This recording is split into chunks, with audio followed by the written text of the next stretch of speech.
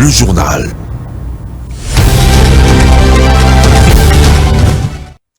On se retrouve pour une nouvelle session d'information. Mesdames et messieurs, bonsoir. Vous êtes sur Mondico Télévision. D'abord, le titre de votre journal.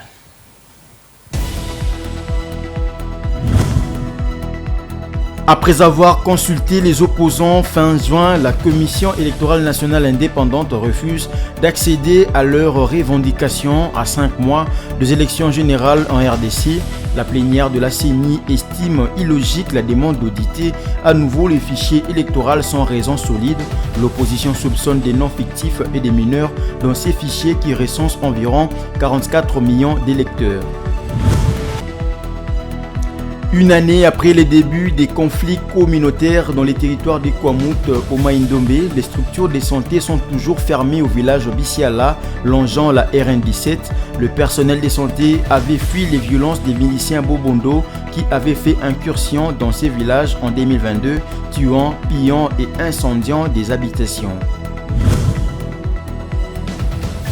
Alors que la ville de Kinshasa fait face à la recrudescence de la criminalité urbaine essentiellement caractérisée par des cas répétitifs d'enlèvement, la peur envahit la population quinoise sur un prétendu trafic d'organes, pourtant une mission impossible selon les spécialistes.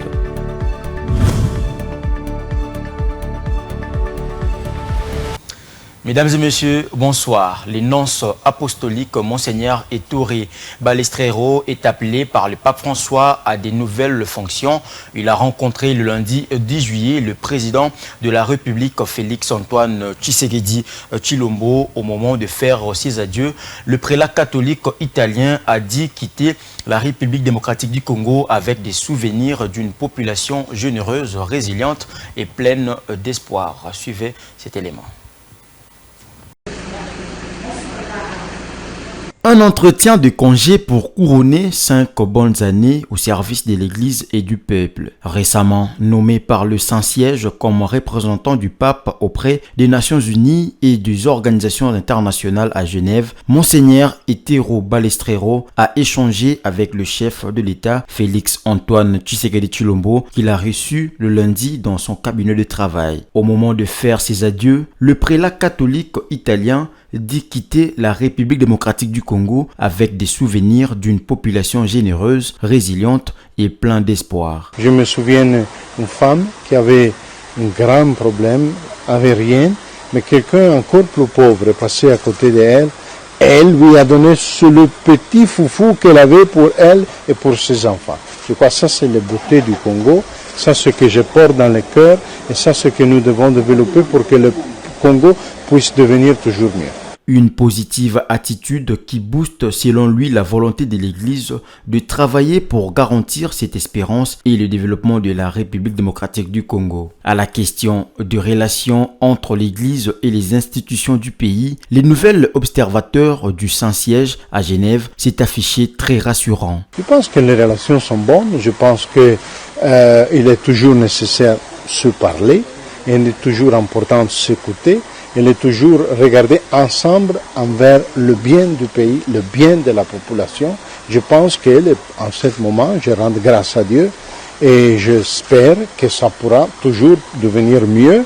Ça a besoin de la collaboration de tous. En 5 ans, Monseigneur Ettore Balestrero a visité presque toutes les provinces du pays à la rencontre de la diversité de l'être congolais. Son vœu le plus ardent, a-t-il dit, est que la République démocratique du Congo demeure un pays souverain et conciliant comme le souhaite le pape François, et pour y arriver, le prélat catholique a appelé les forces vives du pays à travailler dans la responsabilité et le sens du bien commun. L'opinion publique nationale ne peut pas rester indifférente face à l'interview qu'a eu le chef de l'État avec sa porte-parole Tina Salama le week-end dernier. Si à la société civile, l'on salue la sincérité du président de la République de n'avoir pas caché sa déception dans le traitement de certains dossiers de la justice, d'autres estiment que le souci de Félix Tshisekedi était de mieux faire dans ces secteurs. Aussi, concernant la lutte contre le tribalisme évoqué évoquée par le président de la République. Les Congolais souhaitent de bonnes solutions à préconiser pour combattre ces fléaux. Commentaire des Bijoux Lumona. Tout en félicitant le président de la République pour avoir exprimé avec sincérité ce qu'il pense de la lutte contre la corruption et la justice, Maître Carlos Moupouli, acteur de la société civile, partage les mêmes sentiments du travail à parfaire pour élever ces secteurs. Il souhaite des réformes en profondeur pour aider à résoudre le problème. À son avis, il faut faire plus que ce qui a déjà été fait. On s'attendait tous de ce pouvoir judiciaire du fait qu'il est composé par le magistrat qui sont tous des licenciés en droit en minimum et d'autres de doctorat, de PhD. C'est le seul pouvoir qui devrait mieux donner. Le président de la République doit vérifier tous les projets de ces ordonnances et qu'il doit vraiment être entouré par les gens qui l'aiment. C'est qu'il faut que la méritocratie domine les choix. Maître Jean Bosco Lalo, un autre acteur de la société civile, pense que pour réussir dans le secteur de la justice, il faut donner aux magistrats les moyens nécessaires et faire un bon suivi de leur travail. Lorsque nous voudrions que la justice reprenne son travail comme on le souhaiterait pour un État, surtout un État civilisé, il faut qu'on puisse commencer par le magistrat qui doivent être pris à charge. Notre pays a choisi un chemin. Nous avons opté pour le système de gouvernance démocratique. Nous avons opté pour la décentralisation. Emmanuel Chibambe, cadre de l'Union sacrée, dit comprendre le souci de Félix Antoine Tshisekedi d'avoir voulu faire mieux dans les secteurs de la justice. Toutefois, ce communicateur de l'Union sacrée de la nation estime qu'avec l'actuel régime, des hautes personnalités ont fait l'objet des interpellations, ce qui ne se faisait pas dans le passé. Il souscrit pour une politique qui doit renforcer la cohésion nationale afin de lutter contre le tribalisme dans le pays. On ne peut pas dire que c'est un aveu de chèque ou bien la justice n'a pas failli. Non, on ne peut pas d'emblée dire ça. D'autant plus que nous sommes dans ce pays, nous vivons quand même les réalisations de la justice. On a vu dans ce pays des hautes autorités, hautes personnalités du pays soient interpellées. Des directeurs de cabinet du chef de l'État, des ministres, des gouverneurs de banque, des généraux en fonction. Nous avons vu choses qui n'étaient pas le cas dans les années passées. Nous avons jurisprudence. Dans ce pays, nous avons vu les Koya Gialo aller diriger le Katanga et vous avez vu les résultats. Nous avons vu Honda Villa Kikanda aller diriger le Goma. Les exemples sont légion et il n'y avait pas des résultats que nous connaissons aujourd'hui. Les Congolais interrogés reconnaissent la bonne foi du chef de l'État à vouloir bien faire pour la sécurité, la justice, la cohésion nationale et le développement de la RDC malgré le contexte difficile dans lequel il a trouvé le pays. Quelques réformes déjà mises en place commencent à porter des fruits, bien que la situation sécuritaire est encore fragile, surtout dans la partie est du pays. Le souhait du peuple congolais est que les autorités réussissent à garder la cohésion nationale et que la justice puisse doubler d'ardeur pour lutter contre la corruption et l'impunité qui sape les efforts du chef de l'État dans la recherche de solutions pour l'amélioration des conditions de vie en RDC. Je l'ai annoncé dès l'entame de ce journal après avoir échangé avec différents acteurs de l'opposition le 30 juin et 3 juillet. Denis Kadima a soumis les différentes préoccupations de l'opposition à l'Assemblée plénière de la Commission électorale nationale indépendante CENI le vendredi 7 juillet dernier. Après examen des différentes problématiques soulevées, la CENI s'est déclarée non compétente pour répondre favorablement aux différentes préoccupations des opposants. Ranta Louiela nous en dit plus. D'après un communiqué de presse publié le lundi 10 juillet 2023, la CENI répond aux opposants. La CENI est une institution d'appui à la démocratie dont les missions sont tirées de la Constitution de la République en son article 211, en l'occurrence. En tant que telle, la CENI ne peut répondre de matières qui ne sont pas matériellement du champ de ses prérogatives, conformément aux prescrits de l'article 9 de la loi organique. Lors des échanges, les opposants avaient demandé la recomposition de la CENI et la Cour constitutionnelle, la remise en cause aussi bien de la loi organique portant organisation et fonctionnement de la CENI qu'est de la loi électorale, l'identification et l'enrôlement des électeurs dans les territoires de Massissi, Rutshuru et Kwamut, la publication des listes électorales et l'audit externe du fichier électoral. S'agissant de la publication de listes des électeurs et l'audit externe du fichier électoral, l'Assemblée plénière a attiré l'attention de toutes les parties prenantes au processus électoral sur l'impératif pour la CENI d'observer strictement les cadres légal et réglementaires en vigueur dans l'exercice de ses missions. Car dans l'intérêt de tous, rien ne peut justifier des actes qui s'affranchissent de prescrits de la loi électorale. Dans les communiqués, la plénière note qu'au stade actuel, les opérations de préoccupation soulevées par les parties prenantes sont d'ores et déjà rencontrées par l'article 8, alinéa 1, 2, 3 et 4 de la loi électorale qui dispose que la CENI va donc publier, selon le prescrit de la loi, sur son site internet, la liste des électeurs. À cette occasion, les parties prenantes pourront accéder et procéder à tout type d'opération de contrôle ou d'audit. S'agissant de préoccupations des opposants, la CENI se déclare incompétente. À la une également, le secrétaire général d'Ensemble pour la République, Dieudonné Bolenge-Ntenge, a tenu une conférence de presse le lundi 10 juillet 2023 pour éclairer l'opinion publique quant à la situation de Salomon Kalonda Ididela, bras droit de Moïse Katumbi, qui est toujours en détention jusqu'à ces jours. Dans son discours, il a épinglé plusieurs points en rapport avec l'arrestation de ces derniers. Reportage de Bijou Lumuna et Vite Mpanzu. La demande de sécurité. Réunis autour de professionnels des médias le lundi 10 juillet 2023, le secrétaire général d'Ensemble pour la République, Dieudonné Bolenge-Ntenge, a fait le point sur la situation du proche collaborateur de Moïse Katumbi, Salomon Kalonda Ididela, qui est en détention jusqu'à ce jour. Dans son discours, le secrétaire général d'Ensemble pour la République a relevé plusieurs chefs d'accusation dont M. Salomon fait l'objet, notamment la détention d'une arme de guerre de manière illégale, l'incitation à commettre des actes contraires au devoir et à la discipline, et enfin l'atteinte à la sûreté de l'État en vue de réaliser un coup d'État pour y placer un Katangé. Pour Dieudonné Bolenge-Ntenge, ces accusations relèvent d'une légèreté et montrent que les forces militaires sont si mal renseignées et tournent parfois en rond dans leurs engagements sur certains fronts. Par ailleurs, il a tenu à démentir l'information selon laquelle Salomon Kalonda serait lié à un quelconque général étranger en vue de réaliser un coup d'État.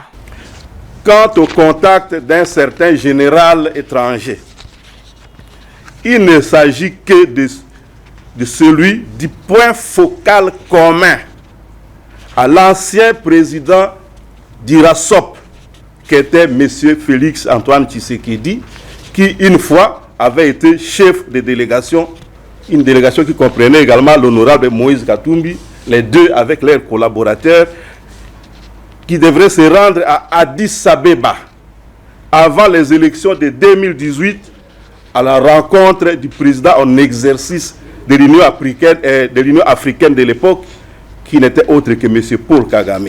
Et c'était pour le compte de l'opposition congolaise. Quand les chefs se rencontrent, les collaborateurs aussi peuvent se rencontrer et échanger des numéros de téléphone. S'agissant d'un prétendu contact avec le mouvement M23, c'est un grossier mensonge qui n'a été appuyé d'aucun élément de preuve jusqu'à maintenant. La façon dont on a cherché à diaboliser Ensemble pour la République dans cette affaire est des plus insultantes et des plus ignobles, en alléguant que nos communiqués sont d'abord envoyés pour censure au Rwanda avant leur publication, sans le moindre élément de preuve.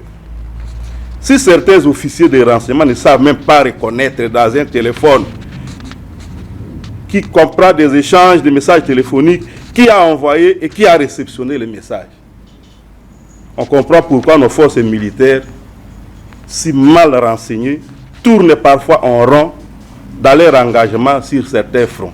S'en est suivi une série de questions-réponses avec les chevaliers de la plume quant à la question de savoir si l'arrestation de Salomon Kalonda Ididela ne serait pas un moyen de pression ou une monnaie d'échange pour pousser le parti Ensemble à des négociations. Le secrétaire général y a répondu. Et comment est-ce que nous pouvons aller aux négociations en ayant les points liés? les mains liées. Là, c'est ça justement que nous décrions. S'il y a quelque chose, s'il y a une négociation, il faut des règles du jeu acceptées par tous. Si vous prenez les nôtres, vous les ligotez, vous les mettez là, sur la scène, vous dites, bon, négociez. Hein, en sachant que si vous n'êtes pas d'accord, lui, il va payer. Hein, lui sera mis à mort. Lui sera maintenu en prison. Mais là, ce n'est plus une négociation, ça devient un chantage. Hein? Donc, nous ne sommes pas au courant de ce genre de négociations. Mais en l'état actuel des choses, étant donné que ceux qui ont posé ce genre d'actes, ceux qui sont à la base de ce genre de forfait, n'expliquent pas à l'opinion nationale ce qu'il y a au juste, il est tout à fait normal que les gens spéculent, qu'ils mettent toutes sortes d'hypothèses, hein, parce qu'ils ont horreur du vide. Rappelons que Salomon Kalonda Ididela a été arrêté le 30 mai dernier sur le tarmac de l'aéroport de Njili, alors que celui-ci s'apprêtait à embarquer à bord d'un avion vers Lubumbashi et amener Manu Militari par des éléments de la garde républicaine à une destination qui ne fut connue que quelques jours après. Le parti Ensemble pour la République n'exige qu'une seule chose dans cette affaire, sa libération. Vous avez suivi sur nos antennes la condamnation d'une trentaine de personnes le week-end dernier à Kinshasa pour enlèvement, association de malfaiteurs et meurtres accusés d'avoir enlevé des civils dans les taxis. Ces phénomènes ont pris des proportions inquiétantes dans la capitale congolaise et créent une sorte de psychose au sein de la population. Après la condamnation de ces groupes de kidnappeurs, une question se pose: comment faire face au récidivisme qui depuis un certain temps bat son plein en République démocratique du Congo? Tentative de réponse avec Théo Mbenga, analyste politique. En tout cas, cette situation dérange plus d'un Congolais, donc particulièrement les Kinois. Donc vous voyez les temps dans lesquels on a mis les Kinois, tout le monde a peur. Tout le monde commence à être réticent, même pour entrer dans un véhicule, il doit regarder gauche à droite. Vous voyez cette situation, ça n'arrange personne. Et ce n'est pas aussi intéressant pour notre pays, surtout en ce moment où nous sommes à la veille du 9e jeu de la francophonie. Vous vous imaginez déjà, donc c'est dans tout le réseau qu'on parle de cette histoire, même à l'extérieur du pays, les gens sont en train de constater ce qui se passe dans la ville où devrait se dérouler ce genre d'activités, vous voyez. Donc, moi, je suis en train de dire quelque chose par rapport au procès. Ça veut dire que quand la population est en train de dire que nous ne voulons plus voir ce genre de scénario, ça veut dire qu'on arrête quelqu'un, un criminel, il va en prison, et ensuite, on le voit encore en train de mettre en mal la population kinoise, vous voyez. Ça ne fait pas bien, donc, vous voyez. Nous pensons que les magistrats doivent faire leur travail. Restons toujours dans le même ordre d'idées. Les spécialistes sont sortis de leur réserve pour éclairer l'opinion sur une prétendue vente d'organes à Kinshasa. Le néphrologue estime que prélever les organes sur les humains pour vendre nécessite d'avoir des connaissances scientifiques pour réussir ces trafics. Pourtant, la République démocratique du Congo vit depuis quelques jours au rythme de rumeurs sur une prétendue vente d'organes. Selon le médecin, le prélèvement d'organes ne se fait pas n'importe où, n'importe quand ou n'importe comment. Cette pratique obéit à certaines règles. Suivez. Depuis quelques semaines, les habitants de Kinshasa vivent dans une psychose totale. La capitale congolaise fait face à des enlèvements et kidnappings à répétition. Un phénomène que les Congolais associent au trafic d'organes humains. Des organes qui seraient les plus prisés sont les reins. Le professeur Nazer Ntseka est président de la Société congolaise de néphrologie. Selon lui, à ce jour, aucune institution hospitalière de la RDC ne pratique la transplantation d'organes. La transplantation ne peut pas se faire en réel, c'est une opération hein, avant tout, hein, c'est une intervention chirurgicale. Hein. Une intervention chirurgicale, on ne la fait pas en l'air, sur la rue, il faut que ça soit fait dans des conditions requises d'une intervention. Hein. il y a des conditions matérielles, il faut qu'il y ait bien sûr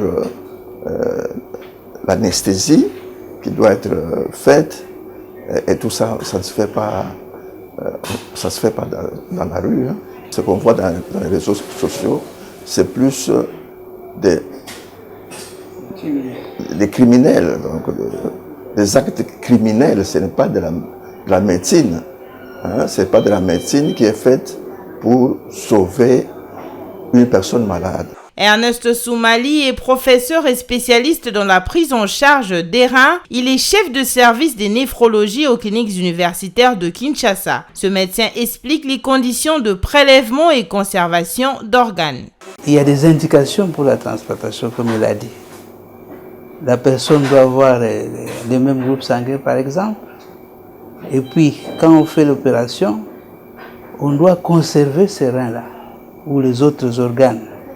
La conservation pour les reins, c'est 1 jour. Par exemple, pour le foie, c'est à peu près 12 heures. Et le cœur, seulement 6 heures.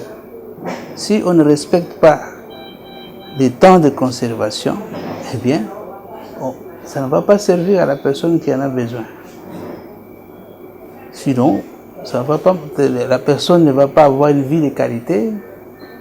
Donc, ce sera quelque chose qu'on va jeter à la poubelle. À ce jour, aucun hôpital ne procède au prélèvement et la transplantation d'organes par manque d'un cadre juridique qui réglemente ces secteurs. La loi sur la transplantation d'organes, tissus et cellules humains adoptée par le Sénat a été jugée inopportune par les députés nationaux. Les malades insuffisants rénaux chroniques pris en charge par dialyse sont transférés à l'extérieur du pays pour avoir leur greffe. Ils rentrent ensuite au pays pour le suivi. Reste à ce que les autorités et les organisations de la société se mettent à sensibiliser la population pour ne pas laisser cette fausse information continuer d'alimenter la peur dans les têtes des Kinois.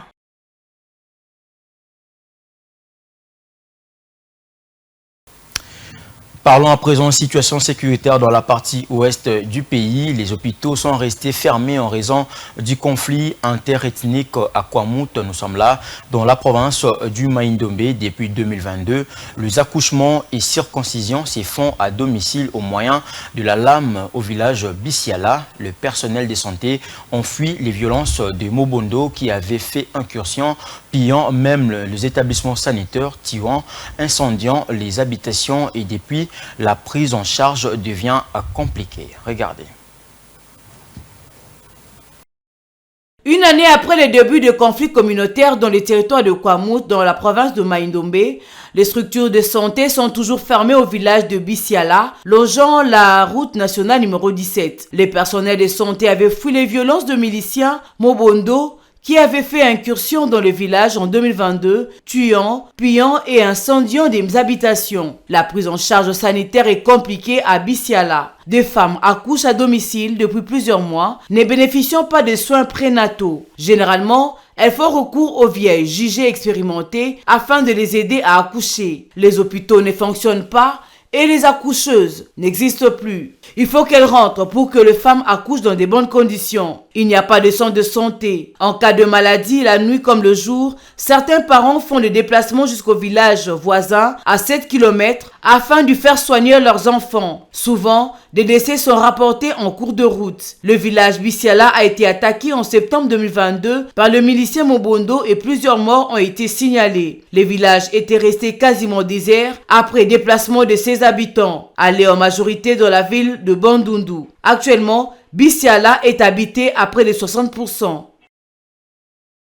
Parlons autre chose à présent, les travaux de construction des voiries qui se poursuivent déjà dans plusieurs coins de la ville de Kinshasa pourront s'achever dans quelques mois. C'est le cas des avenues Kikwit et Salongo en pleine modernisation sur le financement du gouvernement provincial de Kinshasa ainsi que les travaux de construction du terrain de basketball au quartier Salongo dans la commune d'Elemba. Laetitia Molalo.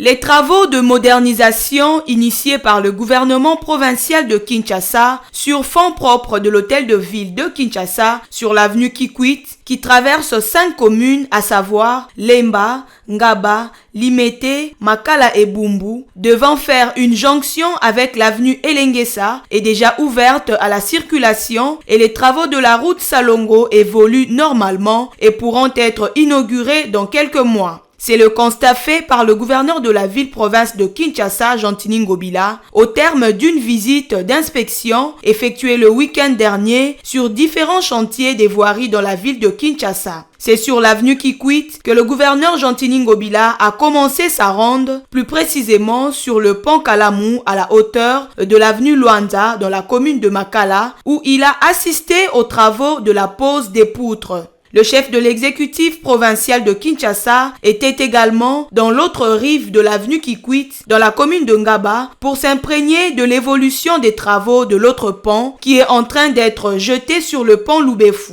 Enfin, le gouverneur de la ville de Kinshasa s'est rendu sur la route Salongo en pleine modernisation pour terminer au terrain de basketball qui est en construction toujours à Lemba au quartier Salongo dont l'inauguration interviendra dans 2 semaines selon les experts de ces travaux. La population riveraine était très satisfaite de bénéficier de ce projet. Rappelons que le gouverneur de la ville, Jantini Ngobila Mbaka, à son actif, compte déjà plusieurs réalisations aux infrastructures des routes secondaires afin de réduire les embouteillages dans la ville de Kinshasa. Dans le reste de l'actualité, les bourgmestres de la commune maire de Kinshasa, maître Bienvenu Mbali Bimfama, accompagné de son équipe, a effectué une descente le week-end dernier sur l'avenue Kabambari dans son tronçon compris entre Bokassa et Plateau afin de se rendre compte de l'effectivité du Salongo de chaque samedi. Les patrons de la commune a invité les propriétaires de véhicules abandonnés le long de l'avenue Kabambari et de les évacuer d'urgence afin de rendre ces coins salubres. Un reportage signé Rose Kindela et Deo Chilombo. Samedi, journée dédiée au Salongo spécial dans toutes les différentes communes de la capitale, le bourgmestre de la commune maire de Kinshasa, maître Bienvenu Mbali Bimfama, de son côté a fait la ronde dans différents coins de sa municipalité pour se rendre compte de l'effectivité de cet exercice destiné à rendre propre la ville. Arrivé au quartier Aketi sur l'avenue Kabambar, dans son tronçon compris entre l'avenue Bokassa et Plateau, le numéro 1 de la commune de Kinshasa a demandé aux propriétaires des véhicules abandonnés d'évacuer leurs épaves car ces véhicules deviennent des domiciles de différents bandits communément appelés Kuluna. Maître Bienvenu Mbalibi a aussi sensibilisé ses administrés, les chefs de chantier et les autres au respect du Salongo avant de débuter les travaux. Un constat malheureux que nous avons fait, il y a beaucoup de véhicules que les gens ont laissés abandonnés sur l'emprise publique. Nous avons parlé à ces gens-là. À partir de lundi, il y aura une forte opération qui va se faire pour évacuer tous ces véhicules-là. Nous avons constaté, malheureusement, dans une parcelle-là, où les gens sont en train d'ériger un forage d'eau sans autorisation. Même pas dans la parcelle, mais sur l'emprise, à quelques 5 mètres de leur parcelle. Ils ont érigé, ils ont placé même une palissade, mais sans autorisation. Nous avons dû arrêter les travaux et convoquer les propriétaires à la maison communale. Et ici, où nous sommes en train de passer cette interview, constatons un monsieur, un briquetier de son état, qui a pris pratiquement les 3/4 de l'avenue parce qu'il place ses briques. Et nous avons aussi arrêté les travaux, nous l'avons convoqué. Donc, dans l'ensemble, le salon se fait, mais il y a des dérapages, des personnes qui occupent illégalement l'emprise publique et ces gens-là, nous sommes derrière eux pour que cette situation puisse cesser. Un habitant du quartier Aketi n'a pas manqué les mots par rapport à cette initiative. Non, de Toko vivre Boété. J'encourage nos autorités municipales car nous ne pouvons pas vivre avec des garages dans des avenues. Ils doivent vraiment lutter pour mettre fin aux garages publics.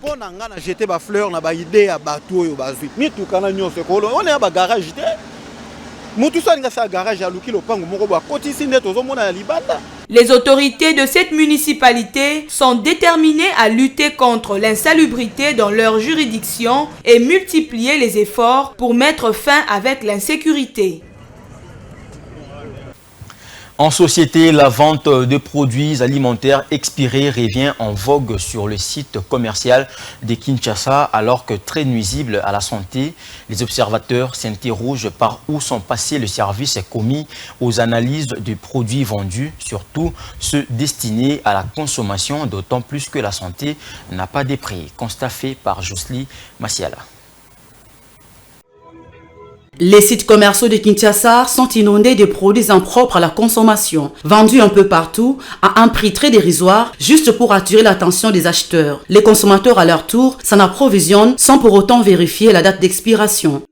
Il faut que les Congolais soient mingi.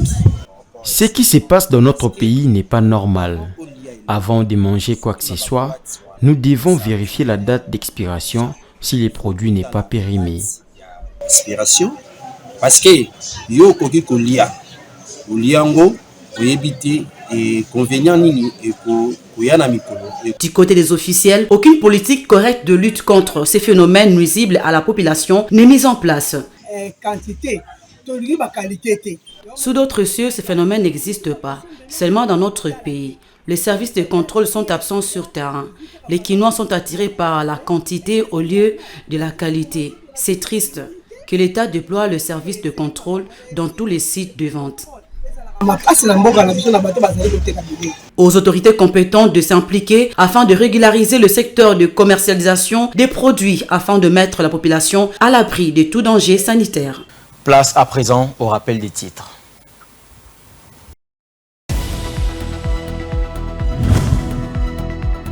Après avoir consulté les opposants fin juin, la Commission électorale nationale indépendante refuse d'accéder à leurs revendications à 5 mois des élections générales en RDC. La plénière de la CENI estime illogique la demande d'auditer à nouveau les fichiers électoraux sans raison solide. L'opposition soupçonne des noms fictifs et des mineurs dans ces fichiers qui recensent environ 44 millions d'électeurs. Une année après les débuts des conflits communautaires dans les territoires des Kwamut au Maïndombe, les structures de santé sont toujours fermées au village Bissiala, longeant la RN17. Le personnel de santé avait fui les violences des miliciens Bobondo qui avaient fait incursion dans ces villages en 2022, tuant, pillant et incendiant des habitations. Alors que la ville de Kinshasa fait face à la recrudescence de la criminalité urbaine essentiellement caractérisée par des cas répétitifs d'enlèvement, la peur envahit la population quinoise sur un prétendu trafic d'organes, pourtant une mission impossible selon les spécialistes.